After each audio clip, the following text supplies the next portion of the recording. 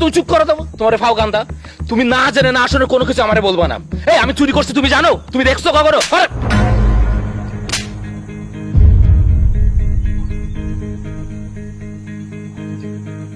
বেয়াদব, একে তো চুরি করছিস, আবার মার লোকে বেয়াদবি করতেছিস। সোহাগ এসে বিচার দিয়ে গেছে, আবার তুই বড় বড় কথা কইতেছিস, মার লোকে বেয়াদবি করতেছিস। হ্যাঁ ভাই তুমি আমার ভাল্লা ফাজিল কোরআনের। রফিক, হ্যাঁ তুই এমন কাম করতে পারলি? মানে আমি তো ওরে মারতে কই নেই তোরে। আমার পোলা না একটু ভুল করছে, মানে এমন কোনো বড় কিছু না, ছোটখাটো ভুলই করছে। তুই তোরে ঠান্ডা মাথায় বুঝাইতেও পারতি। আমি তো তোরে থাপ্পড় মারতে কই নেই, গায়ে হাত তুলতে কই নেই। একটা ছোট্ট খাটো ভুল করছে, তুই নিজের ভাই হিসেবে তো ওরে আদর কইরা ঠান্ডা মাথায় বুঝাইতে পারতি। সেটা না করে তুই পট করে ওর গায়ে হাত তুললি। বুঝছি তো আমি। কি বুঝছো মা? মানে আমার পোলা মাইয়া তো, তোর নিজের আপন ভাই হইতো বোন হইতো, তাহলে না তুই বুঝায়া আদর টাদর কইরা ওগো ঠিক করতি, কিন্তু গায়ে হাত ফট করে তুই থাপ্পড় মাইরা দিলে আমার পোলারে। আমার পোলা না, আমি বুঝছি তো। আরে মা, তোমার লোকে বেয়াদবি করতেছিল, মানে আমি তোরা শাসন করলাম মা। ঠিক আছে, তো শাসন করলি কেন? পুলিশে খবর দিতি, মা থানায় এসে ধরে নিয়ে যাইতো, সবচেয়ে ভালো হইতো। অনেক বড় অপরাধ করে ফেলছে না, মার্ডার করে ফেলছে তো। একটা ছোট্ট খাট্ট ভুল করছে, তুই নিজের ভাই হিসেবে তো ওরে আদর কইরা ঠান্ডা মাথায় বুঝাইতে পারতি। একটা মুরগি চুরি করছে বা দুইটা মুরগি চুরি করছে, এটা তো খুব বড় বিষয় হয়ে গেছে। মার্ডার করে ফেলছে না, তুই পুলিশে খবর দিতি। তুই খামাকে একটা থাপ্পড় মাইরা ছাড়িয়ে দিলে তো ঠিক হইলো না তোর। আমার বোঝা হয়ে গেছে।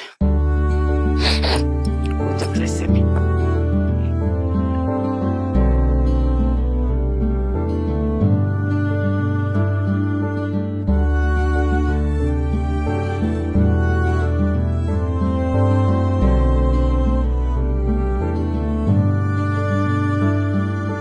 কেউ বোঝে না মনের ব্যথা, আমি ভালা নাই।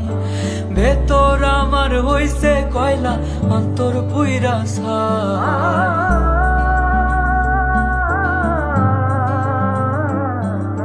কেউ বোঝে না মনের ব্যথা, আমি ভালা নাই। ভেতর আমার হইছে কয়লা, অন্তর পুইরা ছাই। আমি কার কাছে গিয়া বলো দুঃখ লুকাই, আমি কার কাছে গিয়া বলো মনের কথা জানাই, আমি কার কাছে গিয়া বলো। কি যে কান্দছিস কেন? চল ঘরে চল। আমি করে দেবো না, তুই যা। আরে ভাই, মিয়া ভাই আমগো বড় ভাই, সে আমগো মারবো, শাসন করবো, আদরও করবো। এর জন্য তুই মিয়া ভাইয়ের উপর রাগ করে এখানে সারা রাত বসে বসে কানবি? তাই বলে না যায় না, না বুঝা মিয়া ভাই আমার গায়ে হাত তুলবো?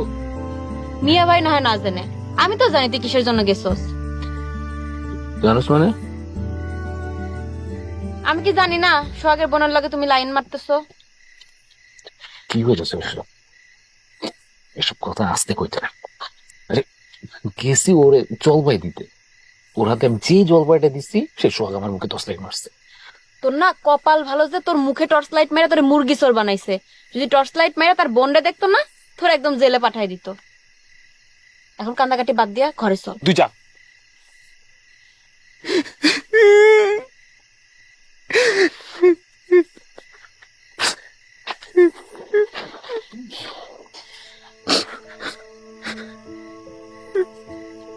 আমি তুই তোকে শাসন টাসন করতে পারবো না? হ্যাঁ, মানে আমি তোর গায়ে হাত তুলতে পারি না? তুই ঘরে না যে এনে বই বই কাঁদতেছস।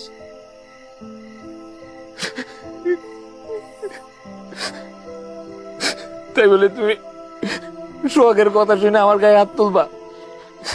ছোটবেলা থেকে আজ পর্যন্ত তুমি আমার গায়ে কোনোদিন হাত তুলছো? আজকে সোহাগ কি নাকি কইছে তুমি তার কথা শুনে আমার গায়ে হাত তুলছো? কপাল ভালো, কপাল ভালো যে সোহাগ বাড়িতে এসে মার কাছে বিচার দিতেছিল, আমি এসে শুনছিলাম।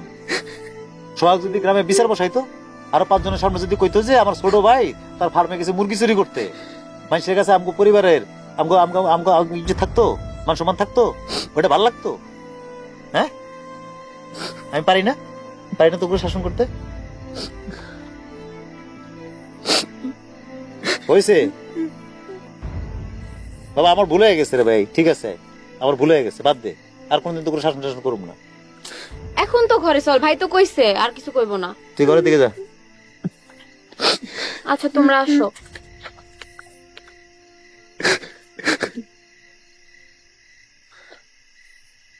স্বর্গ ফার্মের পিছনে কি লেগে গেছিলি?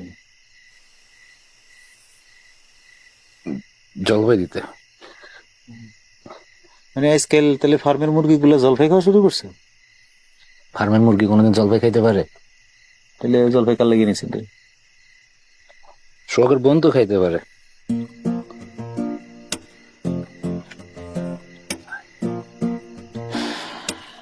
আমি জানতাম তোর সাথে যে সোহাগের বোনের রিলেশন।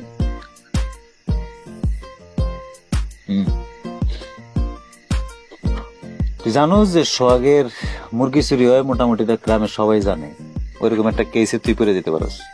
আমি আমার বাইরে চিনি না এই চুরি করতে গেছি কিনা। যাওয়া রয়েছে কয়েকদিন, ওইখানে যাওয়ার দরকার নেই, অন্য কোথাও বসিস, অন্য কোথাও দেখা করিস। ঘরে আয়, ঘরের দিকে আয়।